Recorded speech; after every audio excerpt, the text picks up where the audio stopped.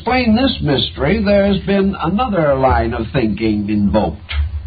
The possibility that an individual passing out of this life with an extraordinary fixation might remain in that fixation after death. That if this fixation had something to do with material things, and most fixations here have, that we might find this individual becoming a kind of earthbound being, unable to change, unable to be different, unable to do anything but to remain an unembodied shadow of what he was here. And that this type of being would seek continually to continue the activities of this life, and would try to achieve this through making contact with living persons here.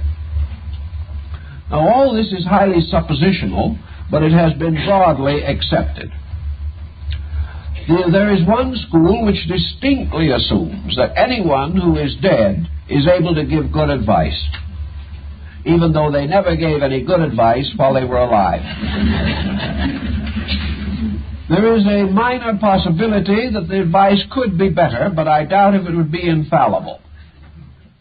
And in view of the kind of advice that is given, there seems to be something a little wrong in the whole picture. The earthbound person, bound by his own limitations, unwilling to accept change, perhaps even fighting the concept of his own survival, might present an interesting psychotic situation, and might even point out that you can have extreme neurosis in the afterlife. It's rather simply continue the neurosis you have here. So in this condition, we examine some of the advice that crosses between the worlds. This advice breaks into two very definite patterns.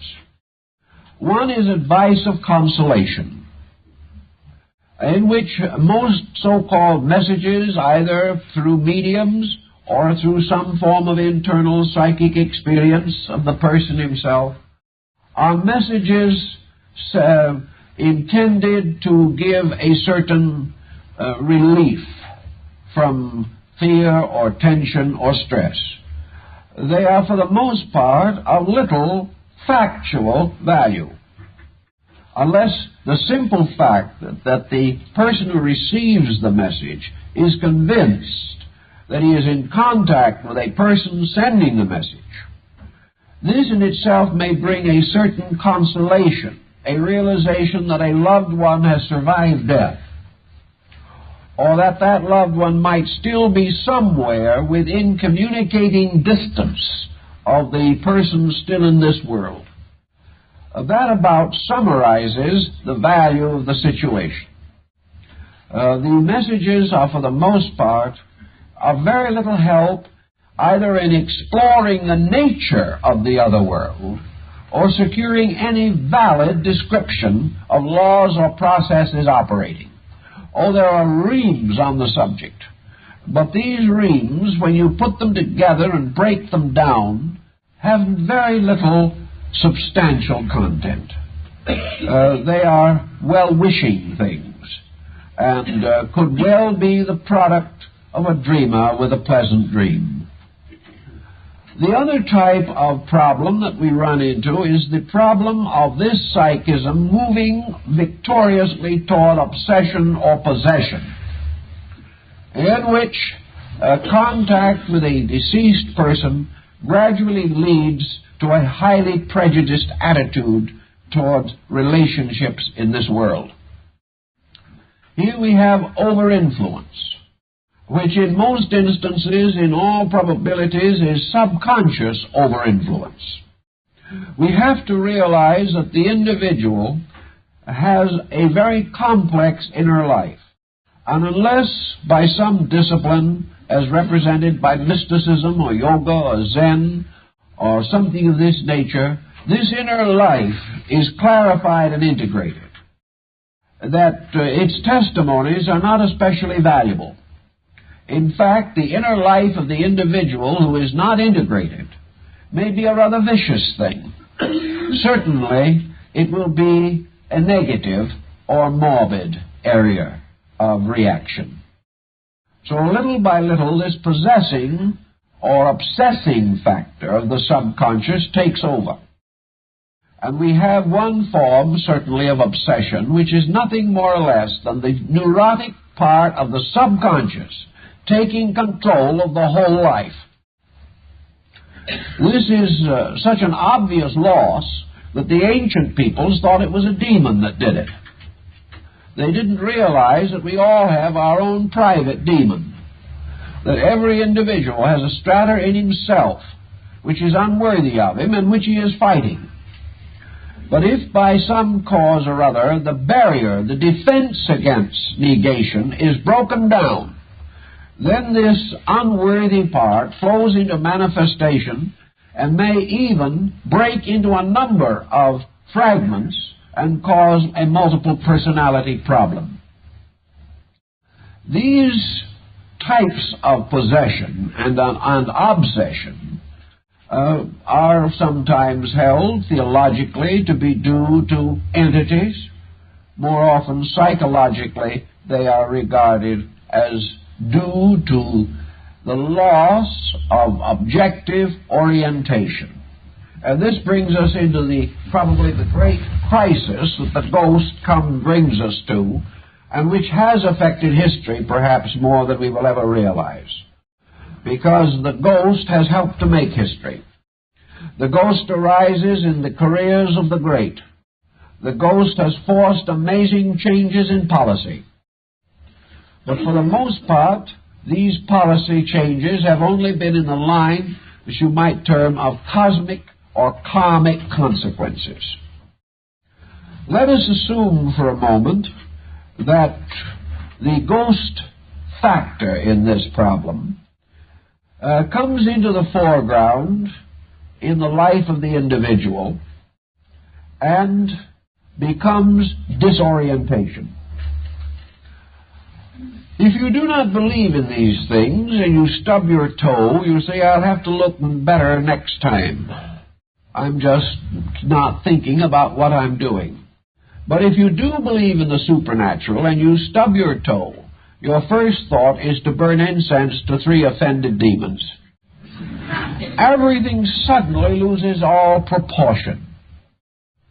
One thing that suddenly does is to cause the individual to believe that evil is not himself, that he is a kind-hearted, good-natured, well-intentioned individual and somebody else is hurting him. Where have we heard this before? We hear it every day. It is part of our basic psychology that no matter what we do to other people, it could never be as bad as what they have done to us. And we go into a high competition in this area. But now comes the ghost to take its place in this complication. Suddenly, we are no master of ourselves. Everything is turned over to a host of mysteries. Every deed could be explained by a psychic force stepping into our affairs. That blind spot in judgment wasn't ignorance. It was some malicious spirit blowing thoughtlessness into our minds. These things that we do, this cruel word, was a demon speaking through us. And when suddenly an upright citizen falls apart, it isn't a nervous breakdown. It isn't a psychological ailment. It is an obsession by some remote ancestor who was a swashbuckler. Suddenly, the entire pattern of our own action is threatened. And in this threat to our own integration has come what most people have experienced as a very demoralizing series of circumstances. If we could keep our own equilibrium, if we could accept the ghost as we accept a neighbor asking for some eggs, if we could take a matter-of-fact attitude on these things and keep on living our own lives, we'd be all right. But people with the matter-of-fact attitudes living their own lives are not the ones who see the ghosts. That's the difficulty. It is the lonely person, the discouraged person, the sick person, the individual who has been battered and bruised by life, or who carries within themselves a tremendous pressure of grievances against life, a sense of injustices, a secret belief that the universe is not a very well-ordered place. This is the kind of person who, in the loneliness of their own psychic lack of integration, see ghosts. They are the ones also who go for advice. People who know the answers do not go for advice. But people who are seeking for something that is either not the answer or are unable to work out some solution to their present problem, or who fear tomorrow with a great terror, are the ones who seek this kind of help. Therefore, they are the most vulnerable to its negative reactions. They are the ones most likely to get into trouble, because they will never know, and no one can ever know, except themselves,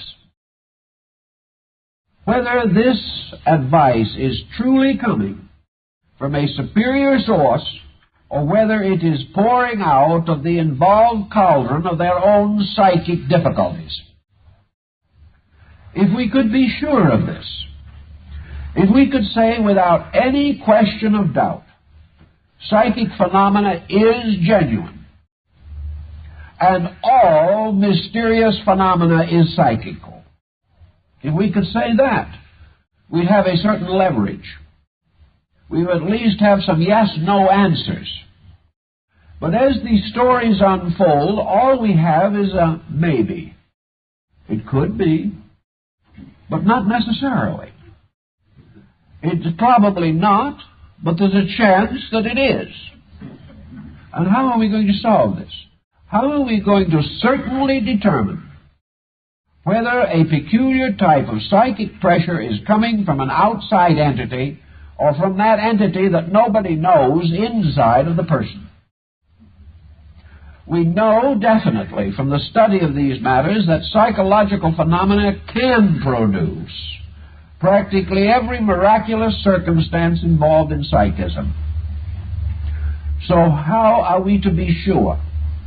How are we to be sure that the advice is the advice that we need, or is only the advice that we want, and which has already given us lots of trouble under other names? The only direct solution to the problem seems to be the strange involvement of the human mind's visualizing faculties. The best answer we have to psychic phenomena at the present time is individuality, the individuality of the person. Consequently, if there is independent phenomena that in no way is susceptible of fraud, that cannot be produced by mechanical means, and this phenomenon is visible to several persons at the same time, this is perhaps the strongest evidence in favor of psychism, or definite, true psychic manifestation. If, however, we are to involve this, we have to rule out a number of kinds of phenomena which appear to be visible, but which could definitely be traceable to other causes. Some psychic phenomena, as moving of objects, can be regarded as a magnetic or electric phenomena basically. I would not consider them to be genuine evidences of the presence of other beings or entities. All dark phenomena, phenomena in which the actual circumstances are not visibly seen, as slate writing, where you can see the writing afterwards. It is not agreement of this nature that I am referring to. Let me give another example that might be nearer to what I mean. And I know one case of it, which seems to me to be very pertinent. A large family is seated at table. Suddenly the door of the room opens, and a daughter who is supposedly out on an errand comes through the door, stands in front of the family, is seen by all of them simultaneously, and says very quietly, "I have just drowned and my body is in the mill pond." As a unit, the family moved to the mill pond and found the body. I would say that is a tough one to explain away. The elements that are necessary for validity are definitely present. 8 or 9 persons saw exactly the same thing at the same time and heard the same words. Your psychological equation is excluded. You can't possibly answer that by psychological equation. You cannot answer it by any known imaging of the mind. There is, however, one modification that is possible, namely that the message was carried telepathically to the family, that it was the thought of the daughter and not her body which appeared, and that being a member of the family and being known by all of them with the same appearance, the thought projection could have precipitated a common appearance. There was no way of measuring as to where they saw the person stand, but they all believed that she entered the door. Here we have something in which some form of extrasensory factor has to be considered. So from the very earliest time, there has been no time in which men have denied that psychic phenomena is genuine, nor have they denied the possibility of the outraged ghost. They have not said that such things cannot be. The question is to try to separate these cases and to examine into them, to discover the legitimacy of some and the lack of legitimacy in others. Except in cases such as the one I have mentioned, where there was no actual prognostic, there was no actual moral force exhibited other than communication of fact, probably no harm was done. Perhaps a great comfort was given to the family. But where the communication drifts along over periods of time, we do find a definite deterioration on the part of the message and the person who receives it. So we are now in the presence of a subject that must no longer be regarded as one subject. And we have to divide clearly between psychic phenomena and psychological phenomena. We are going to discover, almost certainly, that nearly all destructive psychic phenomena is psychological. That the habit forming, the moral weakening, the frightening, and all of these things are essentially psychological. And that in all probabilities, if there are communications from one world to another, these communications are simple and factual, representing some urgent need that must be immediately met, but involving no habit forming, involving no tremendous allegiances or distorting the life pattern of the individual, no tendency on the part of the experience to dominate the moral character of a person or interfere with his individuality.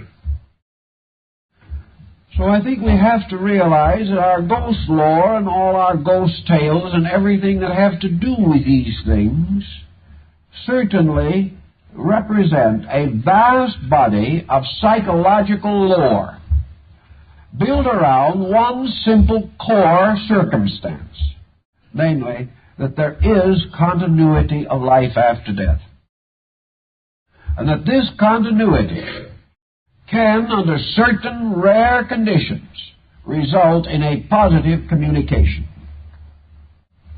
but that this is not a subject essentially to be toyed with.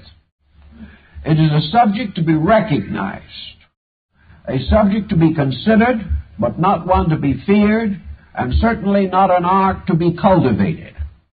It is something that, where it is necessary, it happens. Conan Doyle gives us one or two very legitimate examples.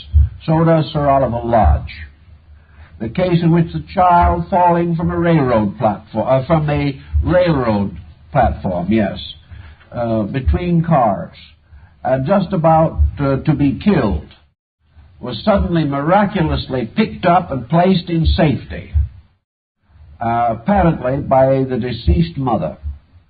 Here was an emergency. Here was no indoctrination, no art, science, or religion founded upon something. It was the simple fact that it is possible that in nature sympathies extend between the worlds. But these sympathies must be maintained in a natural, dignified way. The moment they become crutches for neurosis, you have trouble. So our ghost lore is almost all of it undoubtedly psychological. But in those needs where it is very great, where it is very definite, these experiences have happened. And these experiences we do not deny. We simply point out that every individual who has had mysterious happenings in his life should examine them carefully to determine whether they are symptomological of his psychological needs. And if they are extended over a period of time, this is what they most certainly are. Whereas he may be able, out of a sensitive life, to recollect one or two positive occasions in which the chances are that he was the recipient of some valid communication. Each of these things we have to work out for ourselves. But it is very definitely dangerous to permit ourselves to become involved in a psychism which is simply another effort of a neurosis to break through and take control of a life. We must not let this happen. And one way is that in all matters in which we can be sufficient for ourselves, we should be. No one should have to turn to psychism because he is lonely, frightened, and abused by his fellow men. No one needs to use psychism as a substitute for a personal life. Build a life, develop character, have an interesting and dynamic career, and then, if all other factors are correct, we are normal people with normal interests, normal attachments, normal associations. The streak of the mysterious may come flashing through at some time. But if we are normal, we will accept it normally. If we believe in immortality, we will not be excited at any demonstration of it. We will not suddenly collapse as beings and become the hopeless slaves of voices and sounds. If our philosophy is strong enough, we carry these things with gentility and we have no trouble. So we have to rationalize, build, and recognize that our rationalization must be big enough to approach with common sense both that which we see and that which we cannot see. Time's up.